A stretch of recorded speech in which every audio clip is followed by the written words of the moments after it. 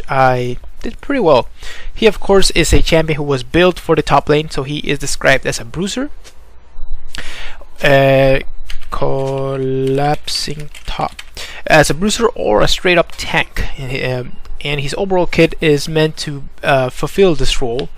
Now this guy has a really cool gimmick in which he is able to transform into a bigger monstrous version of himself, and that's the mini Gnar, which you are the default mode, and the mega Gnar.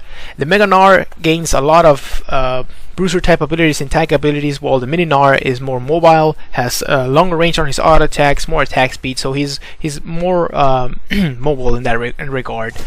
And you can see there you have a passive called Rage Gene, which gives you fury as you are in combat, and when it gets to 100%, it's when you can transform. Now the transformation can occur instantly if you press an ability, or it will take a couple of seconds after you hit 100 to actually transform. So we'll see how that we'll see that in a minute. You will see transformation, and the reason why he can be played as a jungler is because he has a pretty awesome passive on the W, which will give you additional damage on your every third attack based on the target's maximum health. So that destroys jungle monsters quite fast. Tank it! Why aren't you tanking this for me? Tank it a few hits. There it is. Thank you. Oh, that's a ton of damage. Thank you for that, team. Excellent, we got this pretty quickly. And the rest of his abilities are pretty awesome as well, but this is the one that makes him an awesome, well, not an awesome, but a decent jungler, or a decent clear of the jungle.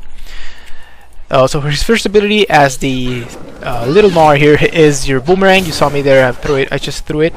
And basically what it does is it gives you a really long range skill shot that it will hit a target and it will turn back as soon as it hits it, so it will not actually hit a lot of minions and stuff like that. It will just hit and maybe do a small AoE around that and go back. If you catch it, you have reduced cooldown on the ability again, which is awesome. I'm going straight to the red buff, which is awesome, and I highly recommend you do this. Catch it every time you can. We got first blood in the mid lane. That's awesome. The ability does slow, and as the laning Gnar, it's an excellent ability for harassing and farming from afar. In the jungle, I just take 1 point to it, and I don't really max it. You know what? Top is pushing a lot, so I'm gonna concentrate on farming this, getting that level 4. So I'm gonna get an extra point into the W here, so it's faster. Good job. And when you're the Mega Gnar, it actually throws a boulder which you can also pick up, and it will reduce the cooldown again, and it will actually do a good amount of damage. I should be kiting here a little bit. There it is.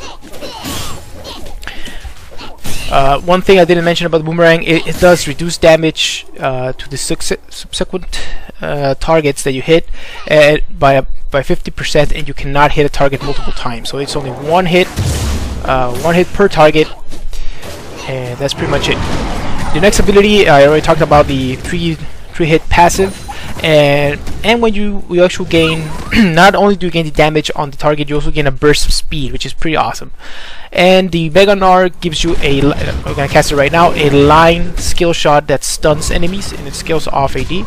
And since I will be maxing this first, it will actually give me a good amount of damage and low cooldown on this when I transform. So pretty awesome to have this at your disposal.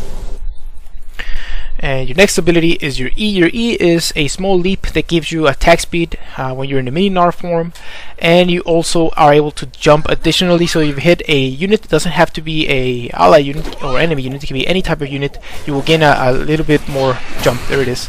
And the second jump actually gives you has a scaling HP scaling on the damage, so that's pretty awesome to have on the ability. Although it's pretty hard to aim, you have it there, and it's important that you do.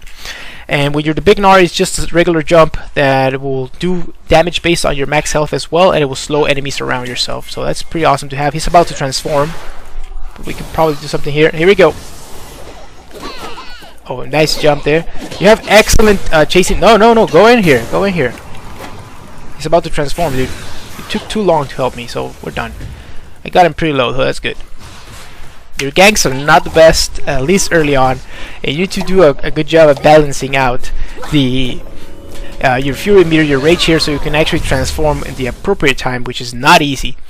I want to try out. I really like going tanky in this game, and I think I'm gonna go tanky because we don't have a tank in this game. We need me to be tanky, so I'm gonna go straight up to the Spirit of the Ancient Golem, and I'll get damage after that, and I will probably get a Giant's Belt after I get some AD, because you want to use synergy with the Ancient Golem as well. I have seen people go with Wriggle's Lantern on him. It works